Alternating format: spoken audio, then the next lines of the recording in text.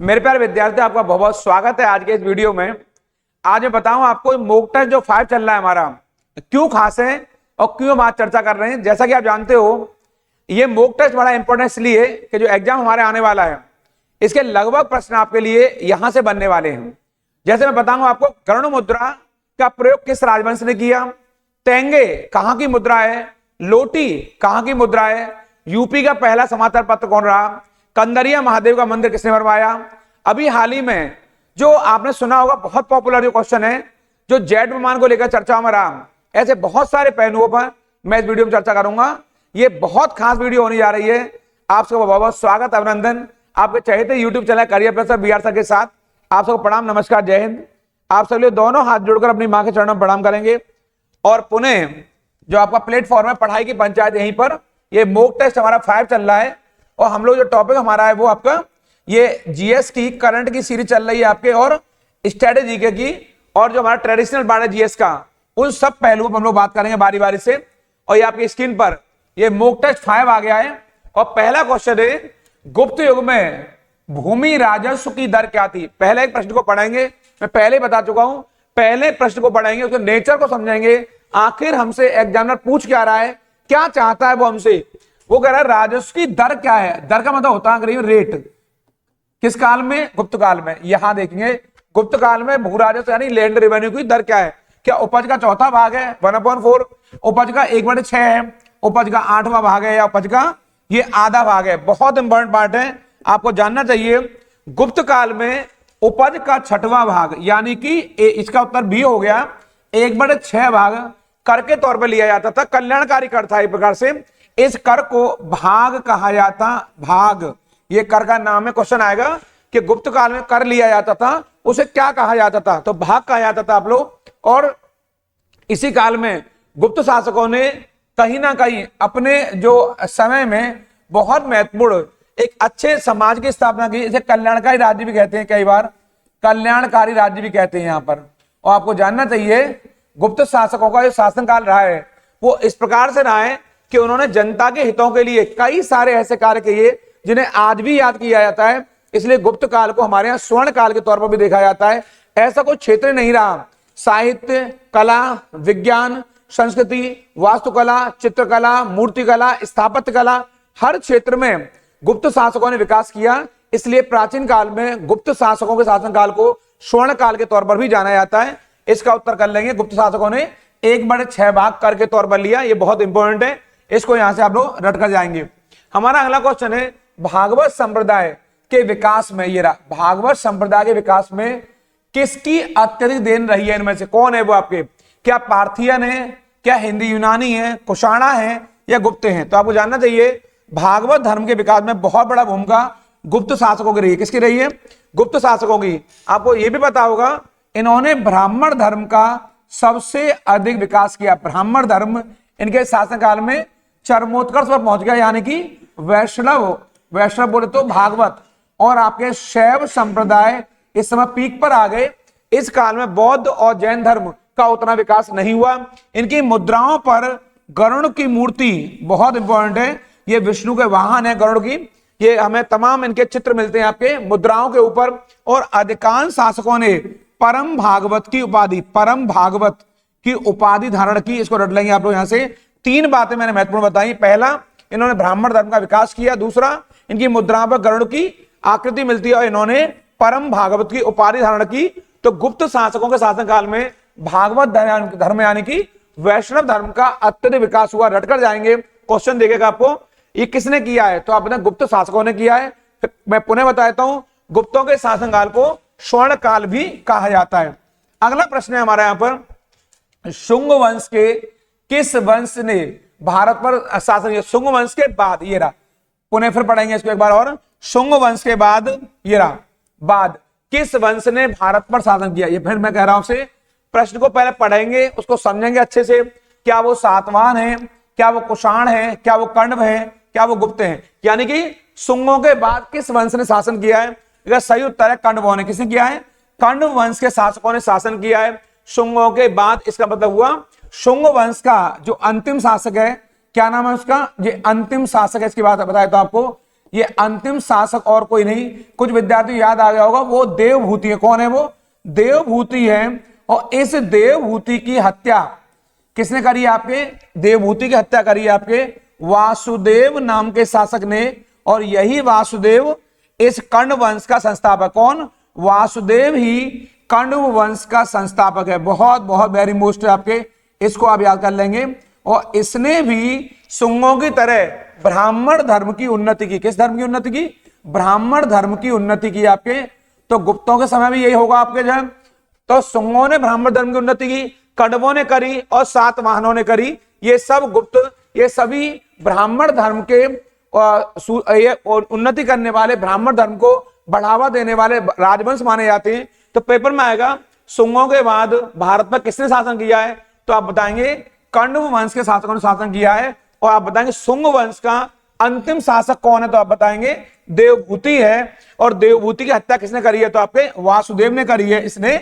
और यही कर्ण वंश का संस्थापक दिखाई दे रहा है आपको। और शुंगों की तरह आप जानते होंगे, शुंगों की तरह कण्वों ने भी ब्राह्मण धर्म की उन्नति की है। मैं आपको बताऊंगा, आगे मैं बढ़ूं, अगर अभी तक आपने इस चैनल को सब्सक्राइब नहीं किया है, तेजी सब्सक्राइब कर लेंगे, जल्दी सब्सक्राइब करेंगे, लाइक शेयर कमेंट करना बिल्कुल नहीं भूलेंगे, क्योंकि यहीं से आपको अपनी मंजिल प्राप्त होगी। ये वो प्रश्न है जो कहीं ना कहीं आपके एग्जाम में आने वाले, बहुत वेरी मोस्ट हैं। आप पुराने क्वेश्चन देखेंगे तो ये क्वेश्चन आपको वहां से मिलेंगे।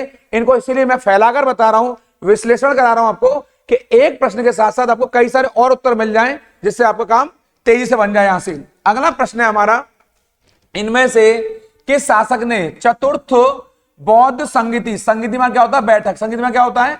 बैठक। ये रहा, किस बैठक का आयोजन कश्मीर में किया है? क्या अशोक ने किया है, अजातशत्रु ने किया है, कनिष्क ने किया या कालाशोक ने किया है? इनमें से कौन है वो आपके जिसने कश्मीर में बैठक का आयोजन किया? तो वो कौन है? वो कनिष्क है। कौन है वो? ये कुषाण वंश का शासक है। किस वंश का है? ये कुषाण वंश का महानतम शासक है। कौन? कनिष्क। इसने कश्मीर के, ये कश्मीर जो आपका राज्य हुआ करता है बहुत बड़ा, कश्मीर के कुंडल वन में, कहां पर?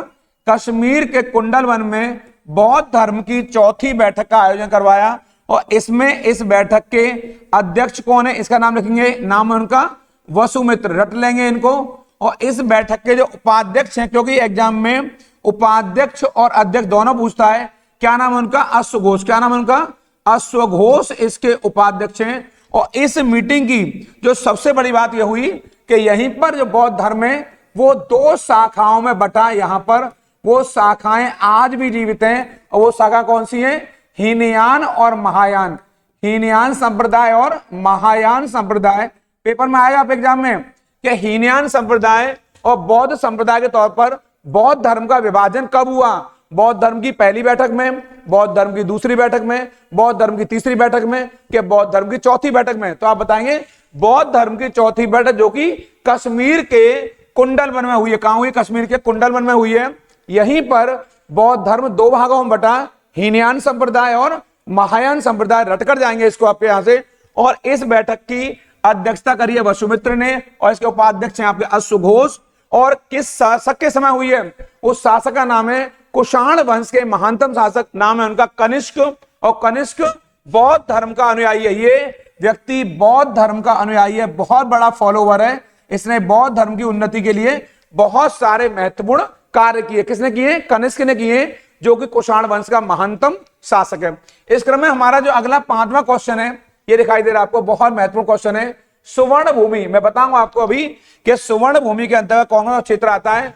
सुवर्ण भूमि के राजा कौन थे? जिसने नालंदा में एक बौद्ध विहार की स्थापना की तथा उसके मेंटेनेंस के लिए, रखरखाव के लिए अपने दूत द्वारा देवपाल से, जो कि आपके पाल वंश का शासक है। किस वंश का है? पाल का, ये है पाल वंश का है। किस वंश का है? पाल वंश का। देवपाल से 5 गांव दान में देने का प्रार्थना करी है। मैं 5 गांव देना चाहता हूं दान में आपके। वो कौन है? धरणीन्द्र है, वो संग्राम धनंजय है, वो बालपुत्र देव है, कि चूड़ामणि वर्मन है। ये क्वेश्चन आपके कई सारे एग्जामों पीछे पूछा जा चुका है। देवपाल किस वंश का है? पाल वंश का है। तो वो और कोई नहीं बल्कि बालपुत्र देव है। कौन है वो? बालपुत्र देव है। अब मैं बताऊंगा आपको, जो स्वर्ण भूमि क्षेत्र है वाला, ये वर्तमान में कहां है, क्या पड़ता है? जो मलय प्रायद्वीप क्षेत्र है, मलय प्रायद्वीप यानी आज का मलेशिया, ये वाला प्रायद्वीप क्षेत्र है आपके। इसके अलावा सुमात्रा वाला पार्ट है, कौन सा, सुमात्रा वाला पार्ट है, जो आपके इंडोनेशिया कहते हैं आप जिसको, इंडोनेशिया, ये वाला पार्ट इसी में आएगा पूरा इंडोनेशिया में। ये जावा वाला पार्ट आता है आपके, ये वाला, ये सारे क्षेत्र सुवर्ण भूमि के अंदर आते हैं। मलय प्रायद्वीप, सुमात्रा, जावा, इवन जो थाईलैंड वाला पार्ट है ये भी आपके इसी के अंदर आता है आपके यहां से। यानी इस सबको मिला दोगे तो बन जाएगा सुवर्ण भूमि। और मैं कह सकता हूं म्यांमार का बड़ा हिस्सा भी इसी में आता था। तो यहां के शासक ने अपने दूत द्वारा देवपाल से 5 गांव दान देने के लिए प्रार्थना करी आपके यहां से। और ये बहुत महत्वपूर्ण है आपके। और कौन है वो आपके बाल पुत्र देव हैं। इसको आप रट लेंगे यहां से। ऐसे प्रश्न हमारे एग्जाम में कई बार पूछे जाते हैं, ये महत्वपूर्ण है। इस सीरीज का हमारा जो मॉक टेस्ट 5 चल रहा है ये बड़ा महत्वपूर्ण है, बड़ा खास है। जैसा मैंने पहले बताया है, इसी वीडियो में, इसी चैनल पर, इसी प्लेटफॉर्म पर मैं बताऊंगा आपको तेंगे कहां की मुद्रा है, लोटी कहां की मुद्रा है, कंदरिया महादेव का मंदिर किसने बनवाया है, और जो बुद्ध की माता है क्या नाम है, महामाया, उनका जन्म कहां हुआ महामाया का, और वर्तमान में वो क्षेत्र यूपी के किस जिले में स्थित है, और बुद्ध की माता किस वंश से संबंधित रही। ऐसे बहुत सारे प्रश्नों पर इसी वीडियो में, इसी प्लेटफॉर्म पर, इसी चैनल पर मैं चर्चा करने वाला हूं। इसलिए मैंने कहा चैनल को सब्सक्राइब नहीं किया है, जल्दी सब्सक्राइब करिए, लाइक शेयर कमेंट करना बिल्कुल नहीं भूलेंगे, और मुझे बताएंगे और आपके लिए क्या आपके सुझाव रहे, क्या मैं आपके लिए और अच्छा करूं। यहां पर ये प्रश्न आपके लिए आते रहेंगे, ऐसे ही बहुत महत्वपूर्ण है। जैसा कि आपको दिखाई दे रहा है, ये सीरीज का 6वां क्वेश्चन कौन सा है, नालंदा विश्वविद्यालय के विनाश के कारण थे मुसलमान हैं, कुषाण हैं, सीथियंस हैं के मुगल हैं। यानी कि जो नालंदा विश्वविद्यालय शिक्षा का बहुत बड़ा केंद्र था, काय का, शिक्षा का बहुत बड़ा केंद्र नालंदा विश्वविद्यालय, इसका नाश किसने किया, इसके डिक्लाइन, इसके पतन का कारण कौन बना, ये और कोई नहीं बल्कि मुसलमान इसके पतन कारण बने आपके। और वो कौन था, वो आपके तुर्क सेनापति। कौन है वो, तुर्क सेनापति। ये नाम क्या है, बख्तियार खिलजी, नाम याद कर लेंगे शॉर्ट में, बख्तियार खिलजी। ये विस्तार वाला समय नहीं है, ये शॉर्ट वाला समय है। ये बख्तियार खिलजी कौन है, ये मोहम्मद गौरी का सेनापति। कौन है ये मोहम्मद गौरी का सेनापति है। नाम क्या है, बख्तियार खिलजी। इसने नालंदा विश्वविद्यालय को ना सिर्फ लूटा बल्कि इस आतताई ने, इस आतंकी ने इस नालंदा विश्वविद्यालय के संपूर्ण विश्वविद्यालय को जलाकर राख कर दिया। इसका जो पुस्तकालय था, इसकी लाइब्रेरी थी, उसमें आग लगा दी। ऐसा लोग कहते हैं। इस पुस्तकालय का जो संग्रह है, जो पुस्तकों का अंबार था, 6 महीने तक वो आग जलती रही। ऐसे इसके बारे में कहा जाता है कितना बड़ा साहित्य जगत भारत का समाप्त हुआ होगा इस आतताई आतंक के चलते। कौन है वो, बख्तियार खिलजी है, जो मोहम्मद गौरी का सेनापति था। इसको आप देख लेंगे यहां से, ये मुस्लिमों ने इसको नष्ट किया है। खजुराहो मंदिर, आगे आपका क्वेश्चन बहुत महत्वपूर्ण, स्थापत्य, ये रहा, आर्किटेक्चर के निर्माण में सहयोगी थे, चंदेल थे, गुर्जर प्रतिहार थे, चाहमान थे, के परमार थे। यानी कि जो खजुराहो के मंदिर हैं वो आखिर किसके निर्माण से बने, तो चंदेलों से। किससे बने वो, चंदेलों से बने। चंदेल शासकों ने खजुराहो के मंदिरों का निर्माण करवाया, और ये मंदिर 950 से लेकर के 1050 ईस्वी के मध्य बने आपके जो है। और ये मंदिर कहीं ना कहीं आज के मध्य प्रदेश में कहां बने हुए हैं, ये छतरपुर में। कहां बने हुए हैं, ये छतरपुर क्षेत्र में बने हुए हैं, छतरपुर जिले में बने हुए आपके मध्य प्रदेश के। बहुत महत्वपूर्ण है। और इन सारे मंदिरों में जो वेरी मोस्ट है, जो आपको रटकर जाना है, जो आपको नंबर दिलाएगा, वो है आपके कंदरिया महादेव का मंदिर। कौन सा, कंदरिया, ये रहा, कंदरिया महादेव का मंदिर है, जो आपको नंबर दिला के जाएगा। कंदरिया महादेव मंदिर है। ये कहां स्थित है आपके, ये मध्य प्रदेश के छतरपुर जिले में है। ये इंपॉर्टेंट है। इसका निर्माण किसने करवाया है, चंदेलों ने करवाया है, ध्यान रखना। और चंदेलों की राजधानी कौन सी है, खजुराहो। ये पेपर में हमेशा आता है, खजुराहो ये चंदेलों की राजधानी। मैं पुनः कह रहा हूं, इसको रट लेना, ये पेपर में बार बार पूछा जाता है कि चंदेल शासकों की राजधानी कौन सी रही है, तो खजुराहो बताएंगे। और चंदेल शासकों ने बहुत सारे मंदिरों का निर्माण करवाया है। वर्तमान में यह मंदिर मध्य प्रदेश के छतरपुर जिले में स्थित है। इनमें सबसे महत्वपूर्ण है कंदरिया महादेव का मंदिर, जो आपकी स्क्रीन पर सामने दिखाई दे रहा है। बहुत महत्वपूर्ण है, बहुत वेरी मोस्ट है, ये इंपॉर्टेंट है। आप इसको याद कर लेंगे मेरे कहने से, क्योंकि ये हमारे एग्जाम के लिए बहुत बहुत महत्वपूर्ण क्लास है। यहां से इस क्रम में हम लोग आगे चलेंगे। यहां से विक्रमशिला शिक्षा केंद्र के संस्थापक कौन, नाम बताना आपको, किसका, विक्रमशिला का नाम बताना है। क्या वो देवपाल हैं, क्या धर्मपाल हैं, नयनपाल हैं, या फिर आपके नरेंद्रपाल हैं? आखिर वो कौन है जिन्होंने की विक्रमशिला विश्वविद्यालय स्थापित? ये किसने करी है? धर्मपाल ने। किसने करी है? आपके एक सही उत्तर है, धर्मपाल ने विक्रमशिला शिक्षा केंद्र की स्थापना करी। ये बौद्ध शिक्षा का बहुत बड़ा केंद्र बना। आपको जानना चाहिए जो धर्मपाल हैं ये पाल वंश के बड़े महत्वपूर्ण शासक हैं। पाल वंश के महत्वपूर्ण शासक हैं। आपको बताया मैंने आपको, पाल वंश की स्थापना गोपाल ने करी है। किसने करी है? गोपाल इस वंश का संस्थापक है। धर्मपाल इस वंश का बड़ा महत्वपूर्ण शासक रहा और धर्मपाल ने विक्रमशिला विश्वविद्यालय की स्थापना करवाई है। ये बहुत महत्वपूर्ण है। ये क्वेश्चन बार बार आता है कि विक्रमशिला विश्वविद्यालय वर्तमान में कहां है? तो वर्तमान में ये विश्वविद्यालय बिहार के भागलपुर जिले में, कौन से में? बिहार के भागलपुर जिले में है। हमारे जो प्रिय विद्यार्थी हैं जो मुझे सुन रहे हैं और जो देख देख के लिख रहे हैं इसको, वो इसको नोट डाउन कर लेंगे। ये वर्तमान में बिहार के भागलपुर जिले में स्थित है। कहां पर स्थित है? बिहार के भागलपुर जिले में है। इन्होंने, धर्मपाल ने इसकी स्थापना करी है। हमारा अगला प्रश्न है, निम्न राजवंशों में से किसका उल्लेख, ये रहा, संगम साहित्य में नहीं हुआ है? ये वाला नहीं हुआ है। ये वाला क्या कदंब का नहीं हुआ है, चेरों का नहीं हुआ, चोलों का या पांड्यों का? तो आपके माइंड में आ गया होगा, पीछे मैं बता चुका हूं, कदंब ये आपके संगम वंश से जुड़े हुए नहीं है। तो आएगा, अगर ये जुड़े हुए नहीं है तो कौन है? ये तीनों के तीनों किससे जुड़े हुए हैं? चोल चेर पांड्य। एक गाना है, चोल चेर पांड्य या चेर चोल पांड्य, इनका संबंध संगम साहित्य से है, यानी संगम से है। इसको रट लेंगे। आपके इस काल में तमिल कविताओं का जो विकास हुआ, तमिल साहित्य का विकास हुआ, उसको संगम साहित्य के तौर पर देखा जाता है। संगम साहित्य के दौरान तमिल साहित्य का सबसे ज्यादा विकास हुआ। किसका हुआ है? तमिल साहित्य का। इसको अब रट लेंगे मेरे कहने से। तमिल साहित्य का विकास संगम काल में हुआ है। चोल चेर पांड्य इस काल के हैं और इसका उत्तर कदंब है, जो संगम साहित्य में इनका उल्लेख नहीं हुआ है। हमारा अगला प्रश्न है सीरीज का, 1975 में ये रहा, आपातकाल जब लगा, इमरजेंसी, उस समय भारत के राष्ट्रपति कौन थे? यहां पर मैं ना सिर्फ राष्ट्रपति बताऊंगा बल्कि उपराष्ट्रपति भी बताऊंगा आपको। मैं ये भी बताऊंगा आपको कि इस समय प्रधानमंत्री कौन थे, ये भी बताऊंगा इस सीरीज में। क्या वो आर वेंकट रमन है, क्या नारायणन है, एम मोहम्मद अयतुल्ला है, या फखरुद्दीन अली अहमद है? इसका सही उत्तर है आपके, इस 1975 में जब आपातकाल लगा तो उस समय मोहम्मद, ये वाले फखरुद्दीन अली अहमद, ये रे फखरुद्दीन अली अहमद उस समय देश के राष्ट्रपति हुआ करते थे। और इनका जो कार्यकाल है वर्ष 1974 से 1977 तक रहा आपका कार्यकाल, आपका यहां तक। और ये पद पर रहते हुए मरे। आपके, आप जानना है आपको, हमारे यहाँ पर जितने अब तक राष्ट्रपति हुए हैं उनमें 2 राष्ट्रपति ऐसे हुए हैं जिनकी मृत्यु पद पर रहते हुए, अर्थात वो ऑन ड्यूटी थे, पद पर थे, उनकी मृत्यु हुई। इनसे पूर्व में डॉक्टर जाकिर हुसैन की मृत्यु हुई, पद पर ही हुई थी आपके।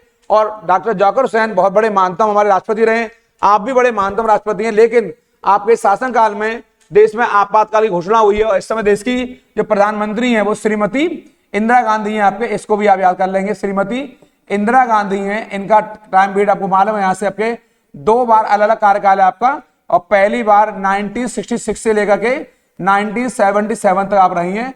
आपातकाल में बड़े पैमाने पर लोगों को गिरफ्तार किया गया। और दूसरी बार आप 1980 से लेकर 1984 तक अपनी मृत्यु तक देश की राष्ट्रपति प्रधानमंत्री रही हैं आपके।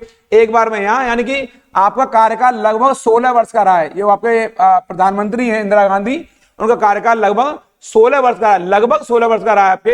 पहला कार्यकाल यहाँ है, दूसरा कार्यकाल ये। और आपका जो आपातकाल है, ये वाला आपातकाल की टाइम पीरियड है वो 1975 से 77 है। आप जानते होंगे इस आपातकाल का बुरा प्रभाव ये पड़ा कि इसके बाद कांग्रेस बुरी तरह पराजित हुई और पहली बार देश में जनता पार्टी का शासन आया। और जनता पार्टी की ओर से देश को पहले गैर कांग्रेसी जो पीएम मिले वो कौन है आपके? मोरारजी देसाई। कौन है वो? मोरारजी देसाई। यानी भारत में पहले गैर कांग्रेसी पीएम यदि कोई बने तो कौन है वो? मोरारजी देसाई हैं। और मोरारजी देसाई देश में उस समय आए जब आपातकाल का दौर था। आपातकाल जैसे खत्म हुआ तो आपातकाल के बाद में जो परिवर्तन आया, जनता ने कांग्रेस को नकारा और एक अन्य दल को चुना और अन्य दलों ने मिलकर के भारत में एक नए प्रधानमंत्री तौर पर मोरारजी देसाई को चुना। यह बड़ा महत्वपूर्ण था। लेबनान की राजधानी कौन सी है? बेरूत है, त्रिपोली है, शिदौन है, कि टायर है? तो आप बताएंगे इसकी राजधानी लेबनान की है वो बेरूत है। कौन सी है? बेरूत राजधानी लेबनान की। कई बार ऐसे क्वेश्चन एग्जाम में पूछे जाते हैं। ये जो लेबनान है, ये यहाँ पर अरबी भाषा बोली जाती है। कौन सी भाषा बोली जाती है? यहाँ अरबी भाषा बोली जाती है। यहाँ पर बहुत महत्वपूर्ण है आपके यहाँ पर। और जो यहाँ की मुद्रा है वो यहाँ पर पाउंड मुद्रा है। यहाँ पर कौन सी मुद्रा है? पाउंड मुद्रा है यहाँ पर आपके। कहाँ की? लेबनान की। ये आपके बहुत महत्वपूर्ण राष्ट्र है आपके। बेरूत इसकी कैपिटल है। जो त्रिपोली राजधानी है किसकी? वो लीबिया की। किसकी राजधानी है? त्रिपोली। ये आपके लीबिया की राजधानी है। इन दो को जरूर याद कर लेना आप लोग, एक त्रिपोली को और आपके बेरूत को। इनको नहीं भी करते तो काम चल जाएगा आपका, लेकिन बेरूत आएगा तो लेबनान मारेंगे आपके यहाँ से, और अगर त्रिपोली आएगा तो लीबिया मारेंगे। यहाँ की भाषा कैसी है? अरबी भाषा है। इस प्रकार के प्रश्न हमारे एग्जाम में अक्सर पूछे जाते हैं। हमारा अगला प्रश्न है सीरीज का, ये 12वां प्रश्न है। ये रहा, कजाकिस्तान की मुद्रा कौन सी है? फ्रैंक है, लोटी है, तेंगे है, क्या सैकल है? आपको जानना चाहिए। कजाकिस्तान की मुद्रा का नाम है आपके तेंगे। कौन सी मुद्रा है? तेंगे मुद्रा है कजाकिस्तान की। वर्ष 1991 में, ये रहा 1991 में जब सोवियत संघ का विभाजन हुआ, सोवियत संघ का विभाजन हुआ, डिक्लाइन ऑफ सोवियत संघ, तो इसमें से जो बड़ा राष्ट्र बना वो रूस बना था। उसी क्रम में कजाकिस्तान का भी निर्माण हुआ इस क्रम में आपके। और कजाकिस्तान की मुद्रा कौन सी? तेंगे है। जो लोटी मुद्रा है कहां की है? ये लेसेथो की। ये कहां की है? लेसेथो की मुद्रा है आपके, लेसेथो की आपके। जो फ्रैंक है वो आपके फ्रांस की मुद्रा है। वर्तमान में यूरो हो गई है, वर्तमान में यूरो हो गई है, लेकिन फ्रैंक की हुआ करती थी। और जो शेकल है वो आपके इजराइल की है। इनको मैं लिख दिया आपके क्योंकि सब चर्चाओं में। और तेंगे कहां की है? कजाकिस्तान की, जो कि ऊपर दिखाई दे रहा है आपको यहाँ से। ये सारी मुद्रा लिख दी मैंने आपको। तो यहाँ कजाकिस्तान पूछ रहा, तो सही उत्तर क्या होगा इसका? तेंगे होगा। शेकल इजराइल की है, लोटी लेसथो की है, और फ्रैंक फ्रांस की है। वर्तमान में फ्रांस ने यूरो को अपना लिया है, लेकिन फ्रांस की मूल मुद्रा आपके फ्रैंक की हुआ करती थी आपके, लेकिन वर्तमान में फ्रांस ने यूरो को अपनाया हुआ है, जो कि ईयू की संयुक्त मुद्रा है। इस समय आपके बड़ा महत्वपूर्ण है। ये क्वेश्चन हमारे एग्जाम के लिए महत्वपूर्ण है। इस तरह के प्रश्न जरूर आया करते हैं। अगला प्रश्न है हमारा ये रहा, दक्षिण अमेरिका में निम्न में से कौन सा देश सबसे अधिक आबादी? ये रहा, कौन सा इनमें से? क्या बोलीविया है, ब्राजील है, पेरू है, क्या चिली है? तो इसका सही उत्तर है ब्राजील। क्या उत्तर है? ब्राजील की जनसंख्या में सबसे ज्यादा है और लगभग 21 करोड़ लगभग बताया मैंने आपको। यहाँ की जनसंख्या लगभग बताया मैंने आपको, लगभग 21 करोड़ के आसपास ब्राजील की जनसंख्या। आप जानते होंगे ये बड़ा महत्वपूर्ण देश है और ब्राजील की राजधानी ब्राजीलिया है। ये भारत के बड़े अच्छे संबंध है ब्राजील से हाल के दिनों में आपके। ब्राजीलिया इसकी कैपिटल है, आपको याद कर लेंगे यहाँ से। ये कहीं ना कहीं एग्जाम हमारे इस तरह के प्रश्न पूछे जाते हैं। बड़ा देश पूछ लेगा, छोटा देश पूछ लेगा, जनसंख्या वाला देश पूछ लेगा, क्षेत्रफल के आधार पूछ लेगा। ऐसे विभिन्न पहलुओं पर मैं पीछे चर्चा कर चुका हूं। आपसे फिर कह रहा हूं पुनः, इसको याद करके जाएंगे। बड़ा है, छोटा है, लंबाई वाला है, ऊंचा है, ऐसे प्रश्न हमारे एग्जाम में अक्सर पूछे जाते हैं आपके। एशिया के, अगला क्वेश्चन 14वां, एशिया के निम्न देशों में से कौन सा देश क्या तेल पेट्रोलियम का सबसे बड़ा उत्पादक है? सऊदी अरबिया है, यमन है, ईरान है कि इराक है? एक सही उत्तर है सऊदी अरब। दिखाई दे रहा है आपको, सऊदी अरब आपके सबसे बड़ा तेल उत्पादक राष्ट्र है। यहां पर इसमें यहां पर राजतंत्र है, लेकिन कैसा है? इस्लामिक राजतंत्र। कैसा है यहाँ पर इस्लामिक राजतंत्र है। ये बहुत महत्वपूर्ण है आपके यहाँ पर। ये आपके यहाँ पर 1750 से लगातार बना हुआ है यहाँ पर आपके इस्लामिक राजतंत्र। और इसकी राजधानी कौन सी है आपके? इसकी राजधानी आपके रियाद है, और यहाँ की जो मुद्रा है वो रियाल है। बड़ा मजेदार मामला है। ये मुद्रा का नाम है, ये मुद्रा का नाम है रियाल, और ये इसकी कैपिटल का नाम है, यानी कि राजधानी का नाम है आपके ये वाला। इसको याद कर लेंगे। यहां पर मरुस्थली देश है आपके, यहां पर उष्ण कटिबंधीय जलवायु पाई जाती है। यहाँ की भूमि रेतीली है, और यहीं पर बड़े पवित्र स्थान है आपको मालूम होगा, वो है आपके मक्का और मदीना। ये दोनों बहुत दुनिया के महानतम और पवित्रतम स्थान माने जाते हैं, क्योंकि दोनों स्थानों संबंध हमारे मोहम्मद साहब से है, इस्लाम के संस्थापक से है। ये दोनों ही स्थान आपके मोहम्मद साहब के लिए जाने जाते हैं, मक्का भी और मदीना भी। और ये दोनों ही पवित्र स्थान, दोनों ही पवित्र भूमियां कहां स्थित हैं? सऊदी अरब में है। सऊदी अरब की राजधानी रियाद है, और सऊदी अरब की मुद्रा है वो रियाल है। याद करके जाएंगे। यहाँ की जलवायु उष्ण कटिबंधीय है। ये मिडिल ईस्ट का बहुत इंपॉर्टेंट राष्ट्र है। बड़ा राष्ट्र है और संपन्न राष्ट्र है, इसलिए बड़ा खास है। इस क्रम में हम लोग आगे चलेंगे यहां से आपके, इनमें से कौन सा भारत का सबसे पुराना, भारत का ध्यान देंगे, भारत का सबसे पुराना है, ये सबसे पुराना तेल क्षेत्र, सबसे पुराना कौन सा तेल, इनमें से उड़ीसा है या झारखंड है, असम है या मध्य प्रदेश है, कौन सा वो क्षेत्र है जो भारत का सबसे पुराना पेट्रोलियम खनिज तेल, वो हमारा असम है। कौन सा है वो असम है जो सबसे महत्वपूर्ण है आपके, यहीं पर वो क्षेत्र है।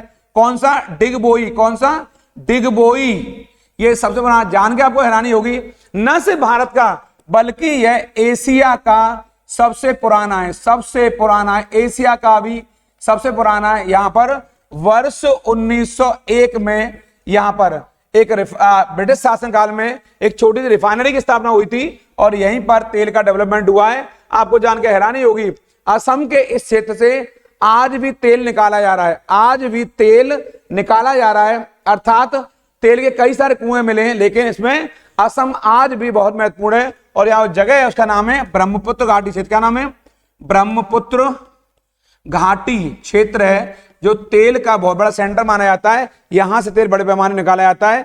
ये बहुत इंपॉर्टेंट है, इसको आप लोग रट कर जाएंगे यहां से। ये असम है। दांतों की वर्धित एनलार्ज्ड, ये रहा, छवि को देखने के लिए डॉक्टरों द्वारा कौन से दंत चिकित्सक जो दांतों के होते हैं, कौन से लेंस का दर्पण का उपयोग किया जाता है? क्या अवतल दर्पण है, उत्तल दर्पण है, ये बाइफोकल है या सादा दर्पण है? यानी कि जो दांत वाले डॉक्टर होते हैं बीडीएस, वो कौन से दर्पण का प्रयोग करते हैं आपके दांतों देखने के लिए? तो इसका सही उत्तर है वो अवतल दर्पण का प्रयोग करते हैं। कौन? जो दांतों वाले डॉक्टर होते हैं वो हमेशा अवतल दर्पण का इस्तेमाल करते हैं आपके, ताकि बेहतर तरीके से मुंह के अंदर झांक सकें, देख सकें कि सही स्तर पर कहां बीमारी है, कहां परेशानी है। इसके लिए डॉक्टरों द्वारा अवतल दर्पण का प्रयोग किया जाता है। इसको आप लोग यहां से याद कर लेंगे, इस वाले पहलू को। हमारा अगला प्रश्न है सीरीज का, संयुक्त राष्ट्र संघ द्वारा पीने, धोने, खाना पकाने और उचित स्वच्छता को बनाए रखने के लिए अनुशंसित, यानी कि जो उन्होंने सलाह दी है उसके अनुसार पानी की मात्रा प्रति व्यक्ति पर डे कितनी होनी चाहिए आपके? कितने लीटर? क्या 50 लीटर है? ये कौन कह रहा है? ये यूएनओ कह रहा है, यूनाइटेड नेशन ऑर्गेनाइजेशन, जिसकी स्थापना 24 अक्टूबर, यहां पर 24 अक्टूबर 1945 को हुई है और इसका मुख्यालय न्यूयॉर्क में है। यहां पर रट लेंगे, न्यूयॉर्क कहां है आपके? यूएसए में। ये मैं आपको एक्स्ट्रा क्वेश्चन बता रहा हूं, इसकी कोई जरूरत नहीं थी, फिर भी बता रहा हूं आपको। यूएनओ की स्थापना 24 अक्टूबर 1945 को हुई है।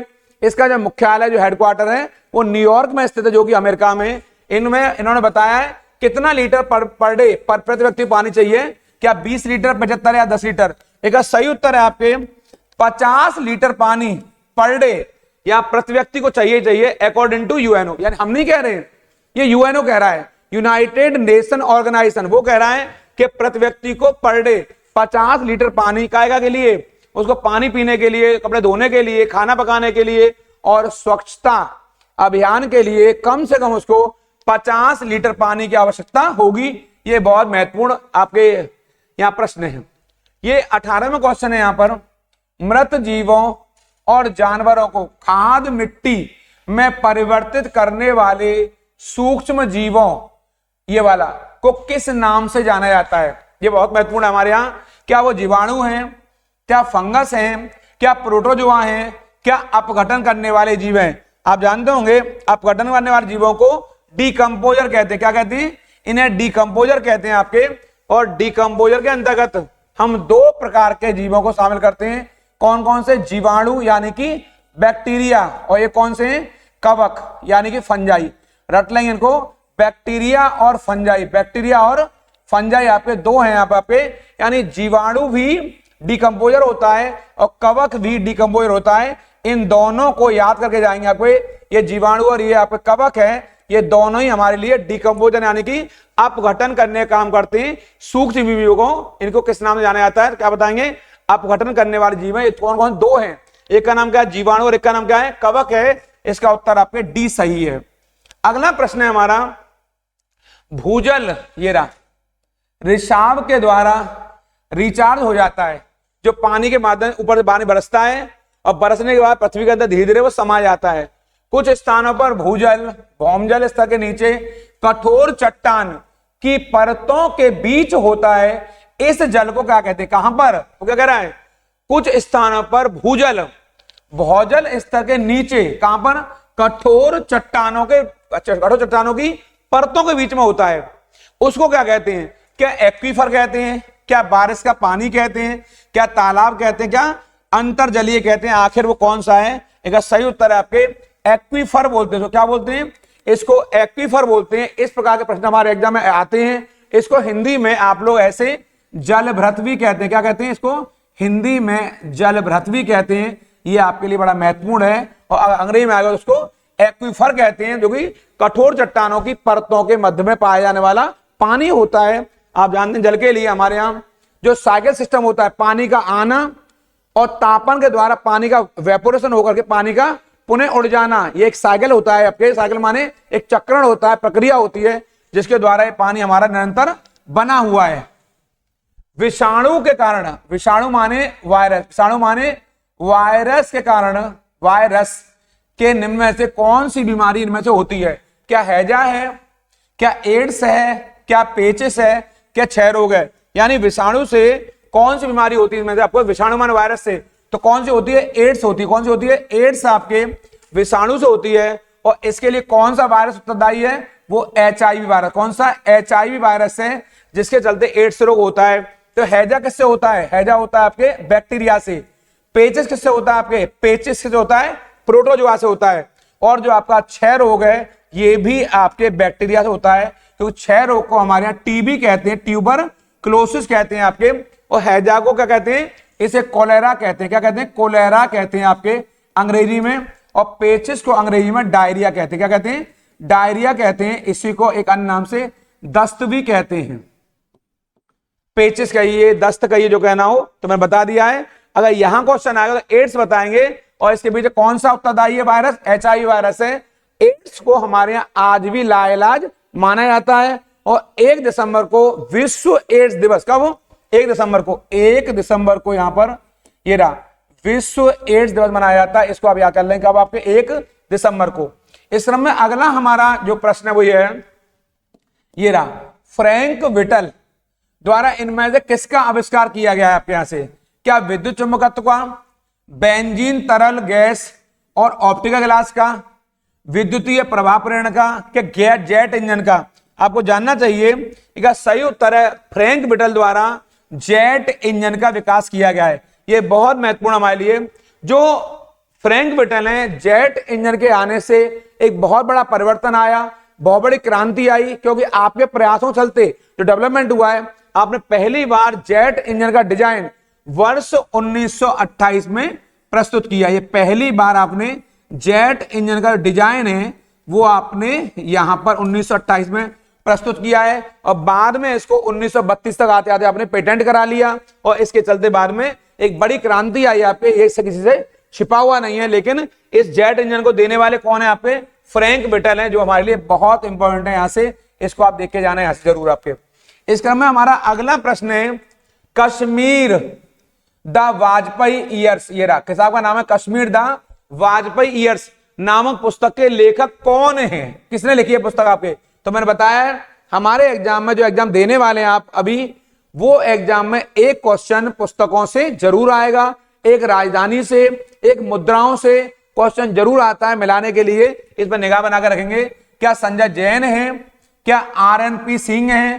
क्या SAS दुलत है? क्या वरुण यादव है? तो आपको जानना चाहिए इसका महत्वपूर्ण उत्तर क्या रहा? कश्मीर द वाजपेयी ईयर्स, यानी कि वाजपेयी के समय में कश्मीर की स्थिति कैसी रही है, कश्मीर के हालात कैसे रहे हैं, वो AS दुलत इन्होंने इस पुस्तक को लिखा है। ये पुस्तक बड़ी चर्चाओं में रही है। आप जानते होंगे वाजपेयी के जमाने में कहीं ना कहीं जो उस समय के एक तानाशाह शासक थे आपके, कहां के? आपके परवेज मुशर्रफ, कश्मीर के पाकिस्तान के परवेज मुशर्रफ के साथ हमने लाहौर वार्ता की। हमने एक बस सेवा भी चलाई उस समय। आपके हमारे प्रधानमंत्री अटल बिहारी वाजपेयी जी यहां से बस द्वारा आपके लाहौर गए, वो पहुंचे यहां से, उन्होंने कहीं ना कहीं बेहतर संबंध बनाने का प्रयास किया। वो अलग बात है कि हमारे संबंध बेहतर स्थापित नहीं हो सके।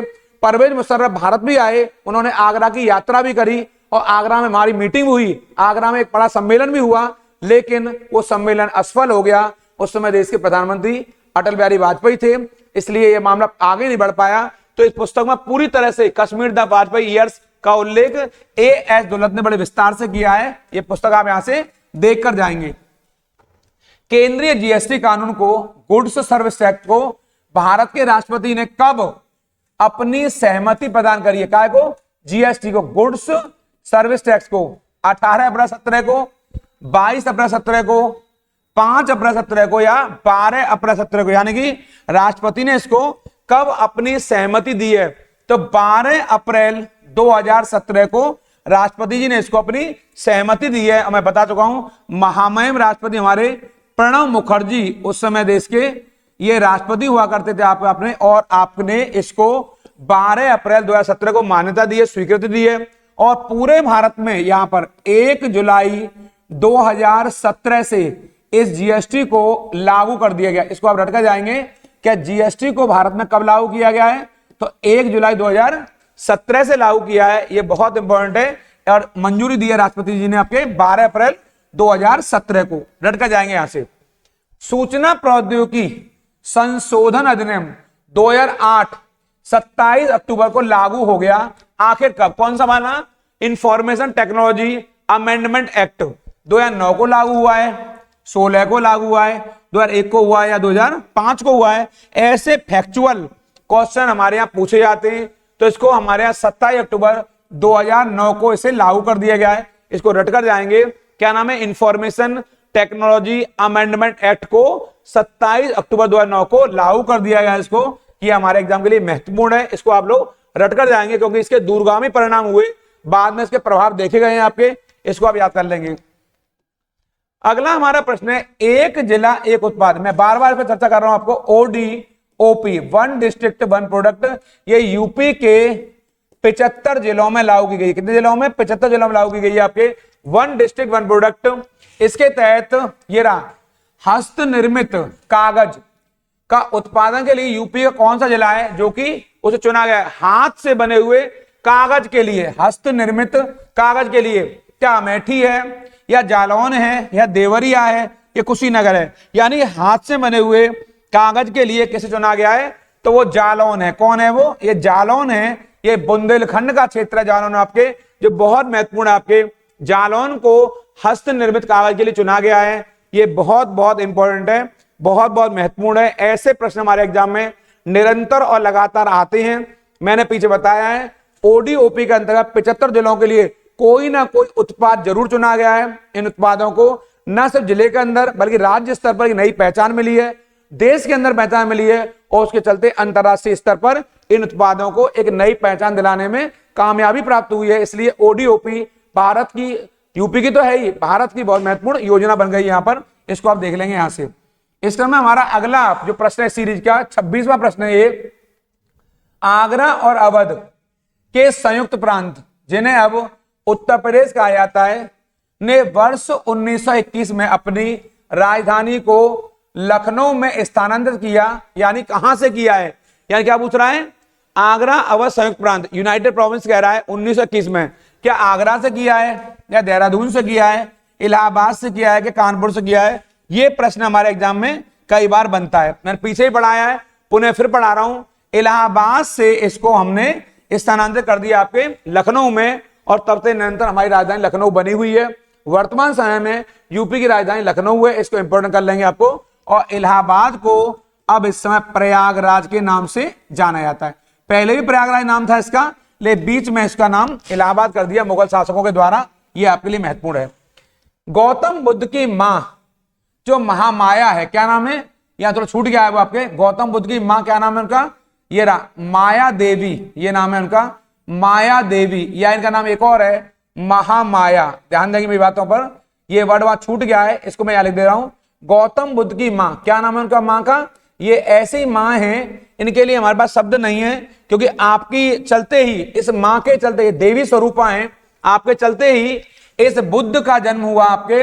और बुद्ध ने कैसे जनमानस के लिए कल्याणकारी एक अपनी प्रेरणा दी, अपने उपदेश दिए, अपना संदेश दिया, और जनमानस में भाईचारा, प्रेम और समानता का जो संदेश दिया, जो मैसेज दिया, वो आज भी जीवित है आपके। इन्हीं के चलते हो पाया वो तो इनकी मां देवदह राज्य, कौन सा राज्य, देवदह राज्य का शासक परिवार से थी। वो अब वर्तमान यूपी के किस जिले में, यानी कि इनका संबंध आपके कहां से था, देवदह क्षेत्र से, देवदह इससे था, देवदह राज्य से था, जो कि नेपाल में पड़ता था, नेपाल के पास में पड़ता था ये क्षेत्र आपके, ये देवदह। वर्तमान में इसे क्या कहते हैं, यूपी में कहां पड़ता है ये, यूपी में पूछ रहा है देवदह क्षेत्र को, क्या ये देवरिया में है, क्या ये गोरखपुर में, क्या ये बस्ती में, क्या ये गोंडा में, तो आपको जानना चाहिए ये वर्तमान समय में ये देवरिया में, कहां पर पड़ता है, वर्तमान समय देवरिया जिले में पड़ता है। यानी आएगा जो बुद्ध की मां है माया देवी या महामाया देवी, जो देवदह राज्य की, जो नेपाल में पड़ता है, ये कहां, ये क्षेत्र अब कहां पड़ेगा, देवदह नाम का ये क्षेत्र पड़ेगा आपके देवरिया में पड़ेगा ये क्षेत्र आपके। और एक कहीं ना कहीं देवरिया ये कौशल राज्य की सीमाओं के अंतर्गत आता था, पहले आपके प्राचीन काल में कौशल राज्य की सीमाओं में आया करता था देवरिया आपके। और एक बड़ा महत्वपूर्ण क्वेश्चन है, जो महामाया देवी है, ये जिन्हें हम माया देवी कह रहे हैं या महामाया कह रहे हैं, ये किस राजवंश की हैं, तो ये कौलीय राजवंश की है। किसकी है ये कौलीय वंश की राजकुमारी है आपके, कौलीय वंश की है। इसको याद कर लेंगे, ये कम बच्चों को मालूम है आपके, हमारे कम लोगों को मालूम है इसके बारे में। ये कौलीय वंश की राजकुमारी है, कौन, आपके महामाया। और महामाया ने ही गौतम बुद्ध को जन्म दिया, और बुद्ध को लाइट ऑफ एशिया, एशिया का प्रकाश कहा जाता है। बुद्ध ने मानवता का एक ऐसा संदेश दिया जहां पर कि ये लोगों में आपसी प्रेम भाव का विकास हुआ, मानवता का विकास हुआ। इस क्रम में हम लोग आगे चलेंगे। वाल्मीकि का आश्रम, इस क्वेश्चन में पीछे पड़ गया हूं आपके, जो है ये कई बार मैंने दिया आपको, यहाँ पर ब्रह्मवर्त कहाँ है, ये मैंने पीछे भी आपको दिया है, ये मैं डायरेक्ट बता देता हूं, ये बिठूर में रट गया होगा, क्योंकि ये क्वेश्चन मुझे बताते बताते रट चुका है। बिठूर आपके कानपुर में स्थित है, कहां स्थित है ये कानपुर में स्थित है, इसके लिए जाएंगे नहीं आपके, पीछे बता चुका हूं। ब्रह्मवर्त जो कि वाल्मीकि जी का आश्रम है, वाल्मीकि जी ने यहीं पर रहकर के संस्कृत भाषा में अपनी कालजयी पुस्तक रामायण को लिखा। कौन सी को लिखा, रामायण को लिखा। और बड़ी बात यह है, यहीं पर लवकुश का जन्म हुआ। लवकुश का जन्म यहीं हुआ जब भगवान राम ने सीता मैया को अयोध्या से निकाल दिया, बाहर कर दिया, तो उन्होंने अपना शेष जीवन यहीं पर इसी आश्रम में, ब्रह्मवर्त आश्रम में बिताया यहाँ पर आपके सीता मैया ने। और सीता मैया ने यहीं अपने 2 पुत्रों को जन्म दिया, लव और कुश को, और यहीं पर रामायण की रचना हुई है। कौन सी भाषा में, संस्कृत भाषा में। इसको आप लोग यहाँ पर याद कर लेंगे, आपको बड़ा महत्वपूर्ण है, क्योंकि ये एग्जाम में आता है रामायण की रचना कौन सी भाषा में हुई है, तो आप बता देंगे संस्कृत में हुई है। और ब्रह्मवर्त आश्रम कहाँ है, कानपुर के बिठूर में। अगला हमारा प्रश्न है सीरीज का, 1 जनवरी 1845 को यूपी ने पहला हिंदी समाचार पत्र निकाला, जिसे गोविंद रघुनाथ द्वारा संपादित किया गया। ये संपादित है आपके, थोड़ा सा संपादित है यहाँ पर, संपादित है आपके यहाँ से। किसने संपादित किया है इसको, गोविंद रघुनाथ ने। इसको थोड़ा देख लेंगे आप लोग यहाँ से, गोविंद रघुनाथ ने संपादित किया है। आखिर वो सरस्वती है, क्या बनारस अखबार है, क्या हंस है, या जागरण है। इसका सही उत्तर है, इसको संपादित करने का श्रेय किसे जाता है, आपके गोविंद रघुनाथ को। और इसका नाम है बनारस अखबार। क्या नाम है, बनारस अखबार नाम है इसका। यानी बनारस अखबार को गोविंद रघुनाथ ने संपादित किया। यह हमारे एग्जाम में कई बार ऐसा प्रश्न पूछा जाता है, ऐसा प्रश्न बार बार आता है। ये यूपी का पहला समाचार पत्र है। आपको जान के हैरानी होगी, इस समाचार पत्र का जो संचालन किया है वो राजा शिव प्रताप ने किया। किसने किया संचालन, अगर संचालन आ जाएगा यहाँ पर, संचालन अगर आ जाएगा यहाँ पर, तो आप कर देंगे। क्या संचालन करने वाले कौन थे, राजा शिव प्रताप सितारे हिंद, उपाधि है इनकी ये, सितारे हिंद, ये इनका उपनाम है इनका, सितारे हिंद। और ये इनका समय बनारस से था आपके, और बनारस अखबार का इनका उन्होंने संचालन किया। और इसके जो संपादक हैं, संपादित करने वाले कौन है, गोविंद रघुनाथ हैं। ये यूपी से निकलने वाला पहला समाचार पत्र रहा, वो भी किस भाषा में, हिंदी में। किसमें, हिंदी का समाचार पत्र जो कि यूपी से निकलना। ये हमारे एग्जाम में कई बार यहां से आ सकता है, और गोविंद रघुनाथ ने इसे संपादित किया है। इस क्रम में हमारा अगला जो प्रश्न है वो ये है, जौनपुर के सरकी शासक सुल्तान हुसैन सरकीरा ने एक महान संगीतकार है, बड़ा इंपॉर्टेंट है ये, बड़ा इंपॉर्टेंट, यहीं से इंपॉर्टेंट स्टार्ट हो गया। इन्होंने किसकी तर्ज पर एक ख्याल, ये रहा, ख्याल को विकसित किया है। क्या ठुमरी के आधार पर, गजल के आधार पर, कव्वाली के आधार पर, या दादरा के आधार पर। ये कव्वाली है ये कव्वाली है, यहां पर कर लेंगे इसको, ये कव्वाली है आपके यहां से। किसके आधार पर विकसित किया ख्याल को, तो आप बताएंगे इसको विकसित किया है हुसैन शाह सर्की ने कव्वाली के आधार पर। किसके आधार पर, कव्वाली के आधार पर विकसित किया है पे। सी उत्तर सही है इसका। ख्याल गायकी, जो ख्याल गायकी आई है आपके वाली, ये कव्वाली के आधार पर आई है आपके। और जो आपका हुसैन सर्की हैं, ये आपके सर्की वंश के अंतिम शासक। कौन है ये सर्की वंश के, यहां कर देता हूं, ये अंतिम शासक थे जो कि बहुत बड़े संगीतकार थे। अंतिम शासक हैं ये, अंतिम शासक हैं। इन्होंने मल्हार, कौन से, मल्हार और ख्याल जैसे नए नए आपके जो आपका हमारे यहां गायकी है उनको विकसित किया है। मल्हार को, ख्याल को, ये हुसैन शाह सर्की की देन मानी जाती है।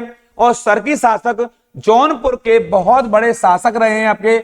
जौनपुर के विकास में सर्की शासकों का बहुत बड़ा रोल है। और जौनपुर को पूर्व का द्वार भी कहा जाता है। क्या कहा जाता है, पूर्व का द्वार कहा जाता है, पूर्व का सिराज कहा जाता है। इस पर मैं चर्चा कर चुका हूं। जौनपुर नगर का निर्माण तुगलक वंश के शासक फिरोज शाह तुगलक ने करवाया। मैं पुनः कहूंगा, अभी तक भी इस चैनल को सब्सक्राइब नहीं किया है, जल्दी सब्सक्राइब कर लीजिए।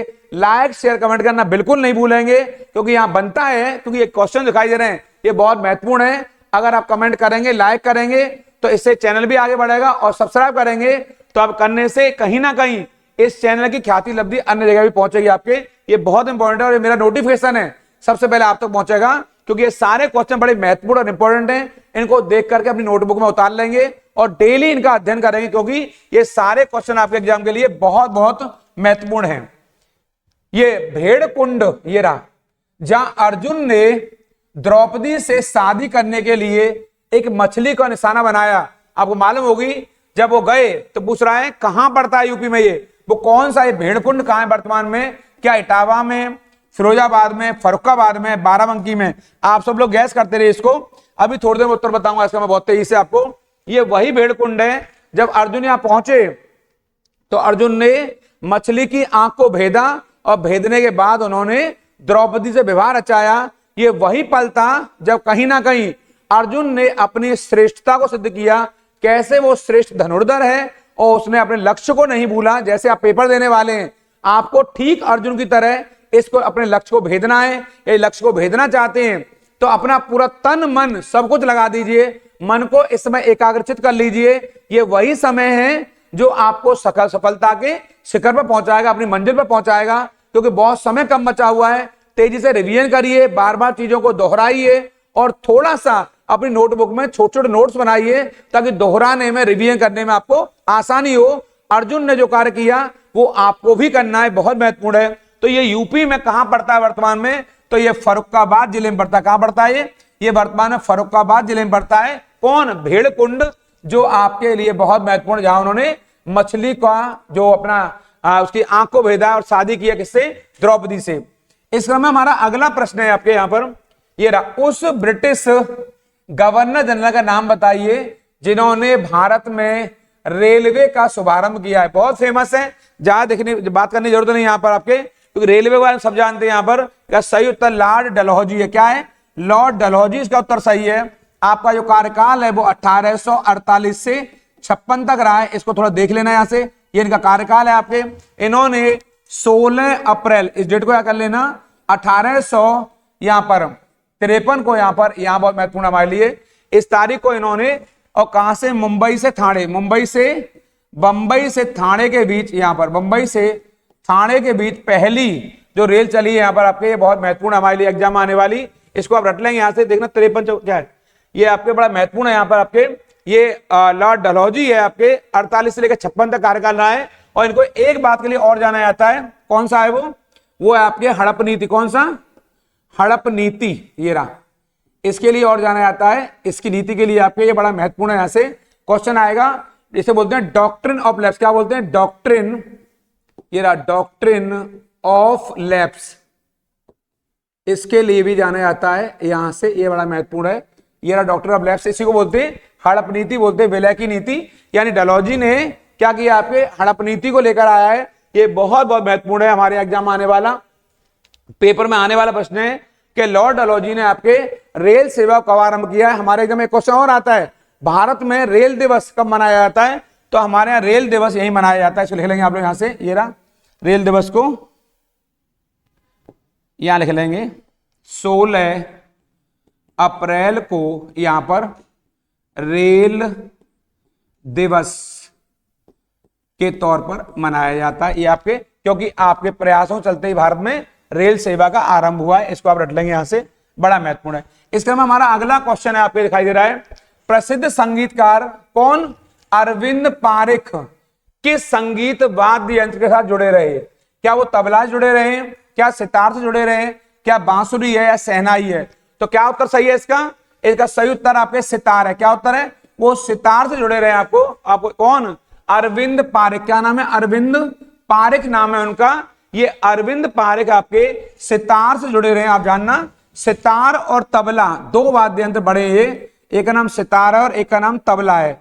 इन दोनों का विकास जो किया है वो आपके मध्यकालीन भारत में अमीर खुसरो ने किया। किसने किया है?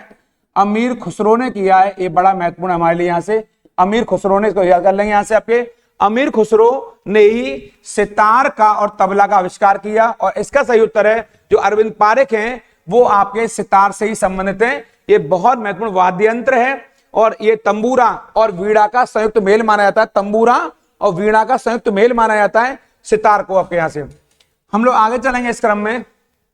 S&P ये वाला, BSE index Bombay stock exchange, या सेंसिटिव ये वाला, ये रहा सेंसिटिव, जिस पर आधारित उस बास्केट में स्टॉक क्या है? कितने आपके बास्केट में आपके इंडेक्स शामिल है? इनमें से क्या 20 हैं, 30 हैं, 40 हैं, 50 हैं? तो सही उत्तर क्या है? 30 इंडेक्स शामिल है इसमें आपके। आप जानते होंगे इंडेक्स को हमारे यहाँ, ये रहा ये वर्ड है आपके इंडेक्स, इसको हमारे यहाँ सूचकांक कहा जाता है। क्या कहा जाता है? सूचकांक कहा जाता है ये वाला। और जो BSE है ये ना सिर्फ भारत का, बॉम्बे स्टॉक एक्सचेंज, ये ना सिर्फ भारत का बल्कि एशिया का भी सबसे पुराना स्टॉक एक्सचेंज है। कौन सा? BSE। ये एशिया का भी सबसे पुराना है। इसकी स्थापना 1875 में हुई है। कब हुई? 1875 में हुई है स्थापना किसकी? BSE की। ये भारत के साथ साथ एशिया का भी सबसे पुराना शेयर बाजार है। कौन सा? BSE, बॉम्बे स्टॉक एक्सचेंज, जिसकी स्थापना 1875 में हुई है।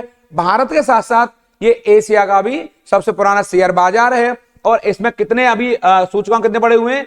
तो 30 पड़े हुए हैं आपके यहाँ पर। ये आपके इंडेक्स है, यहां से इसको देख लेंगे यहां से।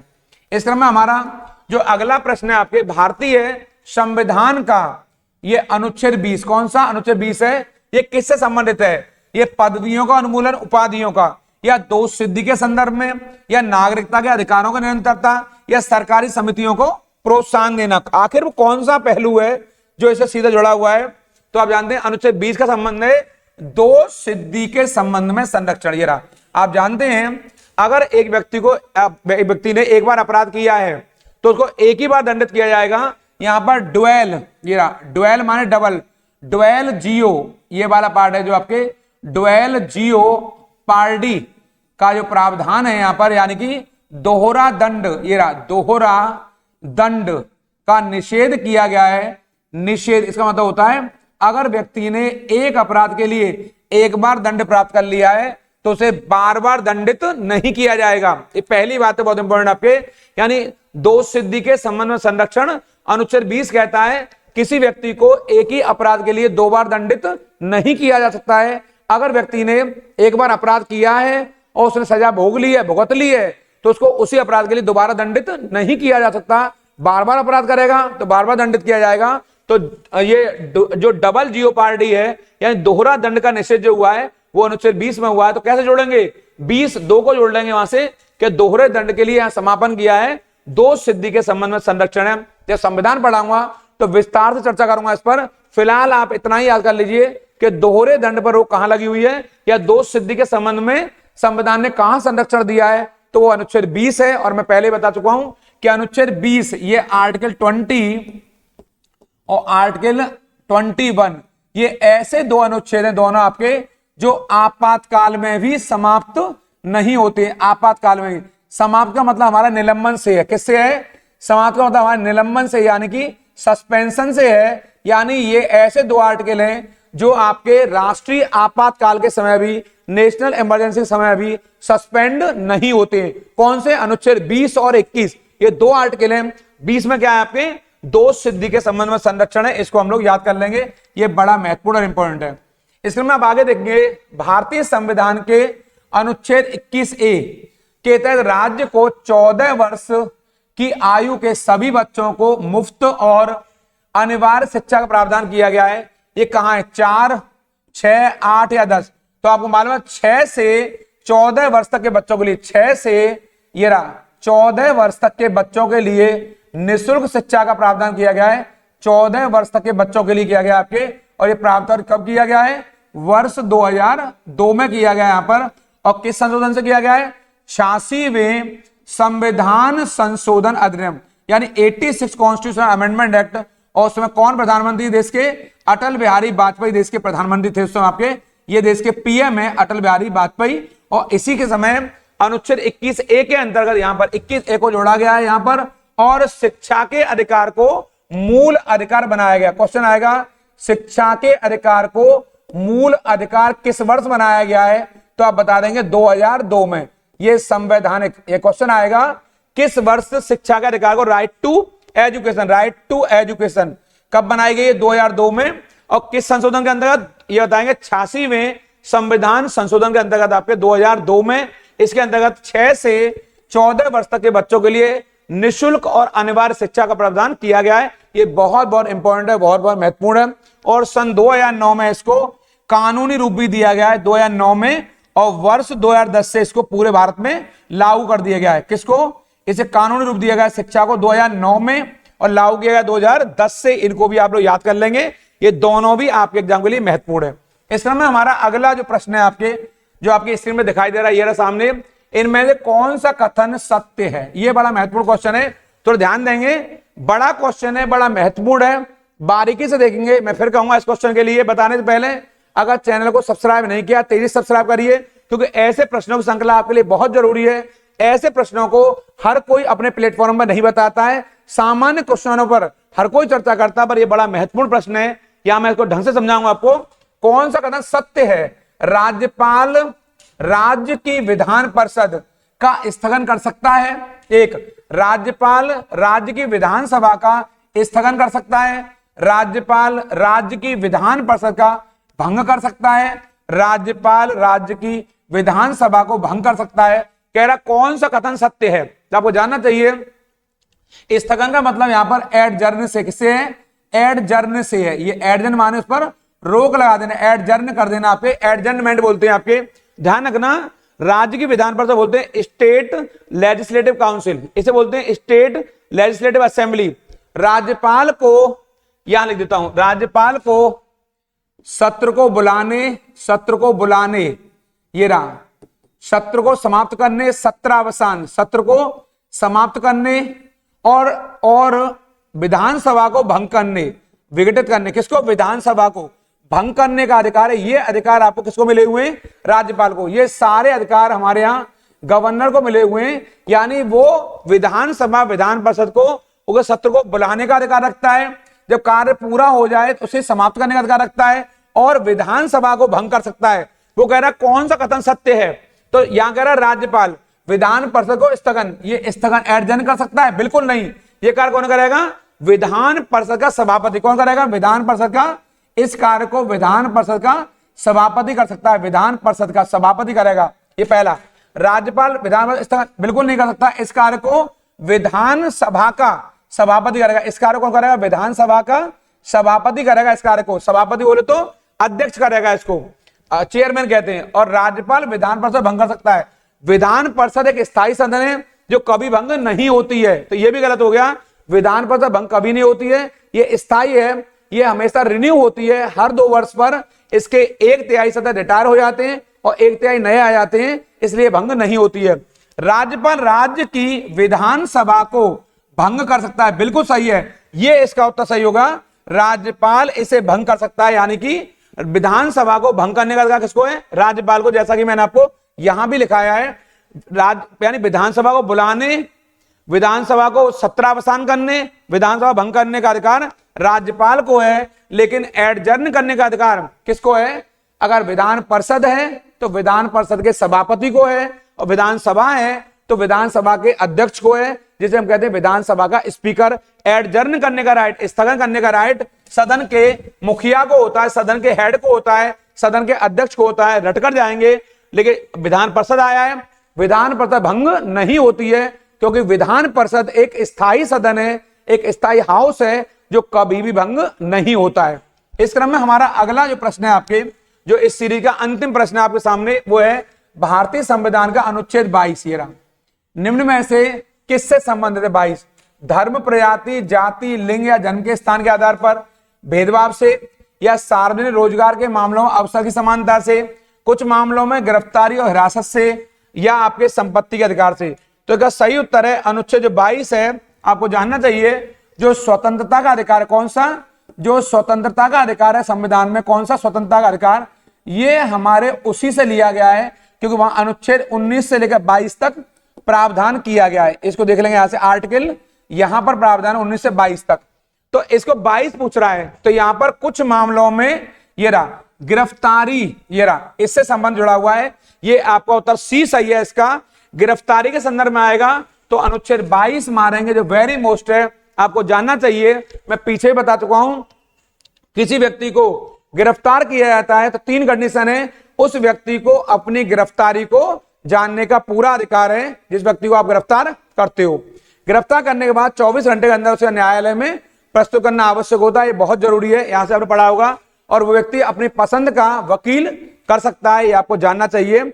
यानी इसके अंतर्गत हर व्यक्ति को अपनी पसंद का वकील करने का अधिकार है, ये बहुत इंपॉर्टेंट है। और जिस व्यक्ति को गिरफ्तार कर रहे हैं, तो गिरफ्तार किए व्यक्ति को आपको बताना पड़ेगा कि आप उसको गिरफ्तार क्यों कर रहे हैं। तो गिरफ्तारी के संबंध में संरक्षण मिला हुआ है वो संविधान के अनुच्छेद 22 के अंतर्गत मिला हुआ है। इसमें मैं चर्चा आगे विस्तार से और करूंगा। ये बहुत महत्वपूर्ण क्लास है आपके लिए। अभी तक चैनल को सब्सक्राइब नहीं किया है, मैं फिर कहूंगा सब्सक्राइब कर लीजिए, ताकि मेरा नोटिफिकेशन आप तक जल्दी से पहुंच सके। और इसके अलावा लाइक शेयर करना बिल्कुल नहीं भूलेंगे, कमेंट करना बिल्कुल नहीं भूलेंगे, क्योंकि आपके कमेंट के बल पर ये वीडियो आगे बढ़ेगा। बताते रहिए आपको और क्या कराना है। बिल्कुल मंजिल से हटना नहीं है, डटे रहना है मैदान में जब तक आपको प्राप्त नहीं हो जाती सफलता, क्योंकि संघर्ष से ही आपको सफलता का द्वार खुलेगा। संघर्ष लगातार करते रहिए। समय कम बचा हुआ है। आज आपके सामने ये डेट हो चुकी है, कितनी 6 तारीख हो चुकी है आपके। ये बहुत इंपॉर्टेंट है, हमारे पास बिल्कुल समय नहीं है। इन सारे प्रश्नों को देख करके बार बार रिवाइज करिए। उन लोगों का जरूर ख्याल रखिए जो आपका ख्याल रखते हैं। प्रणाम, नमस्कार।